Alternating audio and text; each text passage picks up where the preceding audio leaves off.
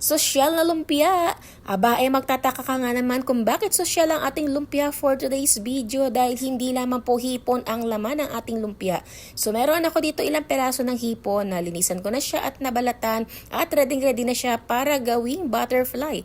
Hihiwain ko lang po yung bandang likuran niya ng dahan-dahan at fast forward, ayan, naging butterfly na ship na po silang lahat. So ayan, lipad na. Char. So ayan, gagamitan ko po ito ng chopper para mas mabilis dahil tinatamad ako maghiwa for today's video. Carrots, bawang at saka naman sibuyas lang naman ito mga ka-purple. So ayan, gamitan natin ng chopper para mas mapibilis tayo sa ating pagluluto. Kung wala kayong chopper, edi maghiwa na lang kayo gamit ang inyong mga kutsilyo. So ayan po, ilalagay natin dito sa ating mangkok at syempre ang ating pong giniling na manok. Haluin po natin itong mabuti at lalagyan natin ito ng mga pampalasa ayon po sa inyong gusto. Kung kakada po yung gusto ninyong ilagay dito, bahala po kayo sa buhay nyo. Nilagay ko po dito paminta, magic syrup at saka garlic powder. So ayan, konting halo-halo para ma-mix po silang lahat. At pagkatapos po, lulutuin po natin ito ng bahagya. Para luto na siya pag ilalagay natin siya sa ating hipon kasi ang hipon naman po ay madali lang siyang maluto. Naglagay ako dito ng kaunting toyo. Kayo na rin bahala kung ano pa yung gusto ninyong ilagay. So ayan, luto na. At meron ako dito maliit na lumpia wrapper.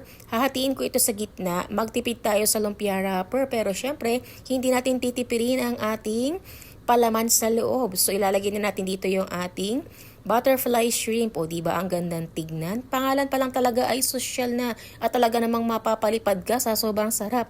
Char! So lagyan natin ito ng palaman.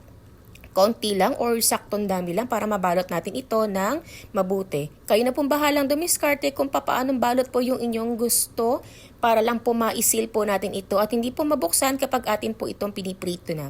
So gumamit ako dito ng flour na may tubig para sa kanyang pandikit. O diba ang ganda niyang tingnan.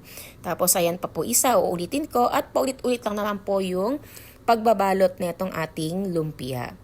O diba, ang ganda niyang tignan at talaga naman pangalan pa lang sosyal na lumpia. Abe, sosyal na po talaga ang dating niya. O diba? So ay pagkatapos po, syempre nagpainit na rin ako ng mantika habang nagbabalot ako nito para mainit na mainit po yung ating mantika na pagpiprituhan. So ayan po lahat yung aking nagawa. O diba, medyo marami na rin siya. Pero alam niya ba na kung gaano katagal itong ginawa ay siya rin naman talagang kabilis mauubos. Ewan ko ba, basta hipon ay talagang paborito ko. Nagprito lang ako ng ilang peraso dito para akin na siyang matikman. So, ang aking sausawan dito ay sweet chili sauce. Ayan, ang sarap. Ay, kung ako sa inyo, ano pang hinihintay nyo? Mamalengke na kayo at bumili ng hipon. Bye!